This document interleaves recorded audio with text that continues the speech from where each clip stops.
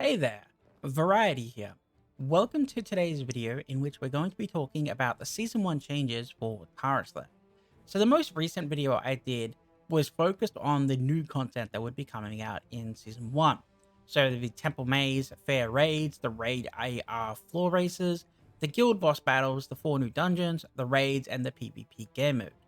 This video is going to be focused on what has been changed rather than what has been added.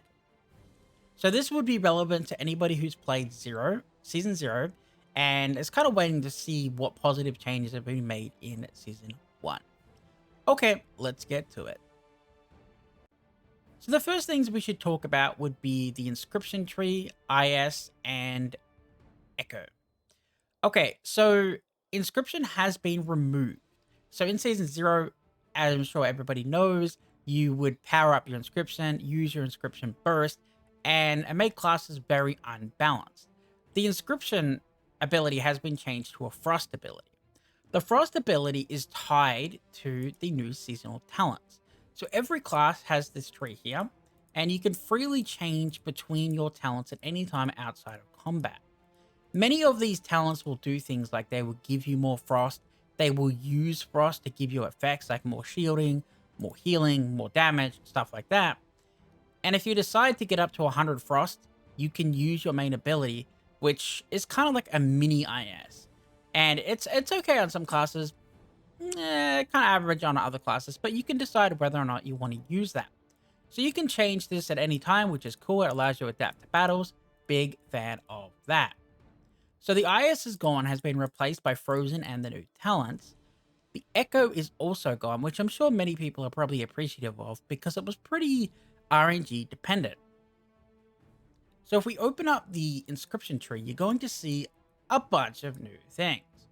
So I'm not going to go too much into this video because it's actually very complicated and a lot of stuff is still being figured out. But the thing I want to touch on is Echo. So Echo has been replaced with Dragon Force. Basically what Dragon Force is every second you're in combat, it gives you an extra stack. At 15 stacks, it activates Dragon Force. And your Dragon Force will activate Dragon Might, well, a chance to activate Dragon Might, which will give you buffs.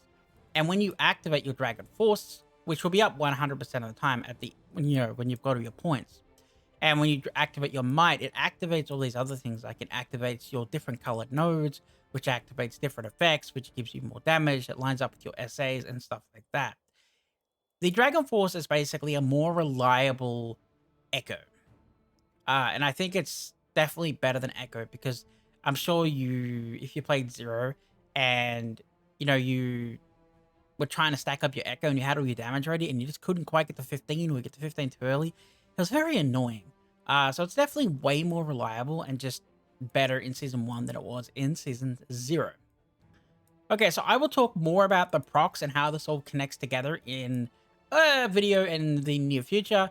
But for now, just know that the inscriptions, the emblems, the colors, and everything else has been completely changed. Okay, so in Season 0, one of the things that many players didn't like, let's be honest, was Invasion. So Invasion was a thing that come up every 3 days and forced you to basically do the same quest on repeat. And as most people didn't like it. It was boring, it was annoying, but something you had to do. So fortunately, they got rid of Invasion in Season 1. On top of that, I believe, because I don't see it right now, I believe they have gotten rid of Universal Hall as well, which is interesting because I kind of like Universal Hall, but hey. And they've replaced it with Temple Maze and Donations. So Donations is basically just an NPC. We have to turn in items, kind of like the Invasion. It keeps the market moving. And the second thing is called the Temple Maze. So the Temple Maze is a 1 or a 3-man PvE rogue-like gameplay in which you go through different floors to get power-ups and affixes and to fight different fights. Honestly, this is a lot more fun than Invasion. And it has a hard mode too, which adds more affixes, and you got to try to speedrun it and stuff like that. So this game mode is way more fun. I will show how the game mode works in a video probably released later today, I think. And it's definitely more fun, and I definitely recommend doing it as a 3-man.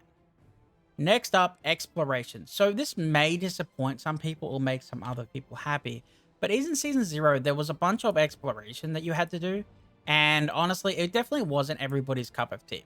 It felt like you were forced to do it, and not only that, but you had to do it on all of your ults as well that you wanted to, be relevant in raids, and it was very annoying. In the Season 1 area, which is this area here, there is no exploration. So there's no chests, there's no, finding items or anything like that. The gameplay has just been completely removed from this map. This helps ult a lot, and the next thing that we're going to be talking about based on that is going to be account benefits. So now there's going to be some account benefits. So for example, if you look in the store in here, and you look at this dragon outfit, for example, I believe this is one of the outfits that will be shared across your entire account. So if you get on one of your characters, it'll be on all of your characters for that account, which is great. Another thing that's going to be good for accounts is that if you played ults in Season 0, you would have noticed that you had to buy a membership with gold or real money on each of your characters. Now, if you have it on one of your characters, all of your characters will have it. So in that way, it makes ults much easier to have than they were to have in Season 0. Next up is crafting and vigor. So they've made many changes to the crafting itself in the odds of making higher tier items and stuff like that. But the two things that I want to talk about now is vigor. Vigor is obtained by doing your daily activities. So vigor no longer passively rises. So having many ults that just allow your vigor to rise no longer works. You have to actively play to get your vigor. The second thing is that the crafting specialization points are actually locked behind achievements. So for example, if you go into an achievement, go into a dungeon, and let's have a look. So here, for example, to get this specialization point, you need to do these 3 achievements. So it's actually going to be quite a bit harder to get all of your specialization points to craft. And this will definitely diminish the amount of crafters and gatherers in the game, as well as the fact that people can't abuse ults as heavily and gather as they were before. So the markets are going to be quite different than they were in Season 0. Let's talk about raids. So raids in Season 1 was basically, in Season 0, apologies, you would do a raid, and then you would do the higher difficulty. So let's say it was elite, you would do elite, and then you would do elite challenge mode. Now, most people didn't do the challenge mode. They just skipped it because the rewards just weren't there. However, things have kind of changed. So when a boss comes up in the raid, you also get an event that comes with the boss. So for example, the first boss that is available on China for your gear is extremely easy, right? So you beat it in like 90 seconds to get your gear. Not that hard. That means any casual could easily clear this content for the gear. However, after you beat it, it then opens up this event here, in which gives you the stronger floors. As you can see here, boss strength 50%. You get the challenge coins, which are important, the stones of prayer. And then up here, as you go further down, boss strength 75%, more challenge coins, the Blizzard fragment pack, and this has an affix. So on the first boss, you only see 2 floors, but there's going to be more floors as more raid bosses come out. So for example, later in the season, the very first difficulty for the gear itself will be easy. Anybody can clear it. But then you'll have up to hell floor where you'll get more and more rewards. This will encourage people to push into higher tier content, and the higher you go, the more rewards you get. There's also a leaderboard for this, which will basically give you 10,000 gold if you are rank 1 to 20, or 7,500 gold if you're rank 21 to 100 speedrun for your server in that 3-day window. So really, the raid window, I think, is a lot better than what it was, and it gives you rewards for going through floors rather than giving all the rewards in the base version and then telling you to do the challenge version and not giving you, any rewards at all. So this new little quality of life, honestly, is so nice that I just had to share it. So if you open up your guild window and you go to manage, you can actually click on your members and you can see what raids they've cleared, right? So this will help you determine, which of your guild members are actively participating in the game, which ones have cleared the raid to get your guild points for the guild point events and other things like this. Beforehand, you could only see when somebody had last been online and it wasn't very helpful. But now you have many more tools to help you build the guild that you want to build.